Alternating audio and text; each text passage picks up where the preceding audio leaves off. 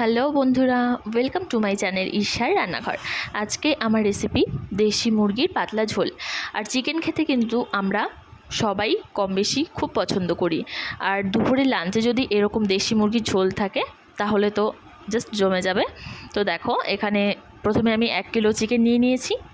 এরপর এই চিকেনটাকে আমি ম্যারিনেট করে নেব। এখানে দিয়ে দিচ্ছি আমি হলুদ গুঁড়ো, অল্প একটু দেবো শুকনো লঙ্কা গুঁড়ো, তারপর দেব অল্প জিরে গুঁড়ো আর ধনে গুঁড়ো, তারপর দিয়ে দেব নুন আর সর্ষের তেল। এবারে চিকেনটাকে আমি ম্যারিনেট করে 15 থেকে 20 মিনিট মতো রেখে দেব।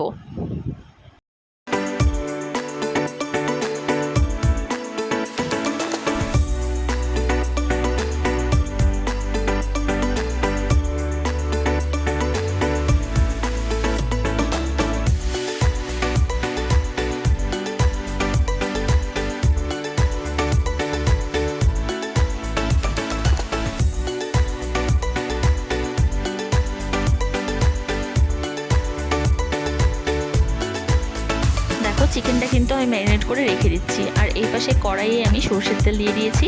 এরপর আমি আলুগুলোকে ছোট ছোট টুকরো করে কেটে নিয়েছি। এরপর আলুগুলোকে আমি হালকা করে একটু ভেজে নিচ্ছি। দেখো, এখানে রয়েছে কাঁচা লঙ্কা, পেঁয়াজ, আদা আর রসুন। এই মশলাটা আমি পেস্ট করে নেব।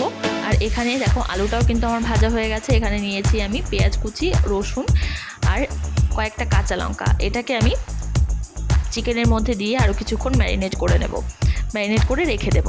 তারপর দেখো, এখানে কড়াইয়ে আরও একটু সর্ষের তেল দিয়ে তার মধ্যে 2টো তেজপাতা আর অল্প একটু জিরে ফোড়ন দিয়ে দিচ্ছি।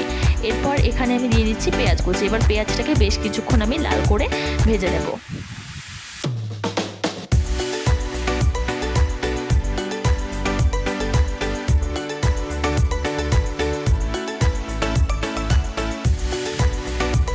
আর দেখো, এখানে মশলাটাও আমি পেস্ট করে নিয়ে এসেছি। আর এইদিকে আমার পেঁয়াজটাও কিন্তু প্রায় ভাজা হয়ে গেছে। পেঁয়াজটা লাল লাল করে ভেজে নেওয়ার পর এর মধ্যে আমি এবারে দিয়ে দেব পেস্ট করা মশলাটা। আর মশলাটা দিয়েও কিন্তু আমি কিছুক্ষণ কষিয়ে নেব।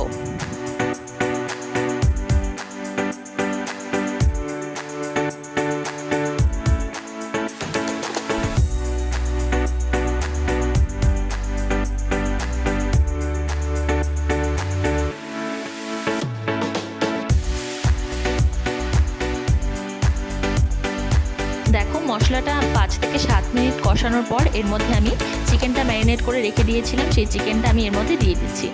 এবারে আমি এটাকে ঢাকা দিয়ে বেশ ভালো করে কষিয়ে নেব। আর দেখো, চিকেনে কিন্তু আমি এরকম কয়েকটা গোটা রসুন দিয়েছি। রসুনটা এরকম করে দিলে কিন্তু চিকেনে খুব ভালো লাগে খেতে। দেখো, চিকেনটার সাথে মশলাটা কিন্তু আমি বেশ ভালো করে মিক্স করে নিচ্ছি। এরপর এটাকে আমি কিছুক্ষণ ঢাকা দিয়ে বেশ ভালো করে কষিয়ে নেব।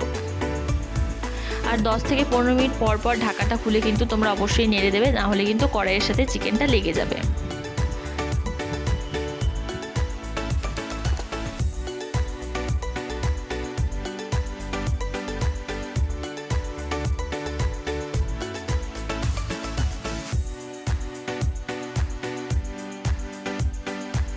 দেখো, 15 মিনিট পর ঢাকাটা খুলে কিন্তু আমি আবার চিকেনটাকে নেড়ে দিচ্ছি। আর চিকেনটাকে তোমরা যত ভালো করে কষাবে ততই কিন্তু রান্নার টেস্ট আরও বেশি ভালো হবে। দেশি মুরগির ঝোল খেতে কার কার ভালো লাগে অবশ্যই কিন্তু আমাকে কমেন্ট করে জানিও।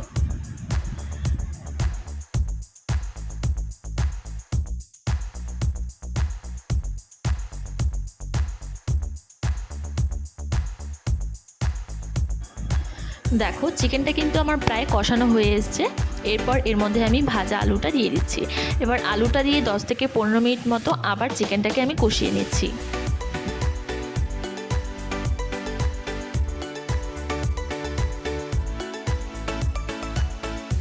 আর দেখো, এখানে আমি নিয়েছি গোটা গরম মশলা। আর এই মশলাটা কিন্তু আমি পাটায় বেটেই দিচ্ছি। আর এমনিতেও আমি বাড়িতে যদি আমাদের চিকেন মাটন হয় তাহলে আমি মশলাটা, গুঁড়ো মশলাটা, গরম মশলা যেটা হয় সেটা কিন্তু আমি বেটেই দিই হাতে। তোমরা দেখবে এরকম গুঁড়ো মশলা থেকে যদি হাতে বেটে এরকম গরম মশলা দাও তাহলে দেখবে তরকারির ফ্লেভারটাই অন্যরকম হয়ে যায়, ভীষণ ভালো লাগে খেতে। আর দেখো, তারপর চিকেনটা কিন্তু আমার কষানো হয়ে গেছে। এর মধ্যে আমি দিয়ে দিচ্ছি গরম জল। জলটা আমি একটু বেশিই দিচ্ছি কারণ চিকেনটা আমি একটু ঝোলই রাখবো। তারপর দেখো এরপর এটাকে আমি হাই ফ্লেমে রেখে আবার একটু ঢাকা দিয়ে দিচ্ছি।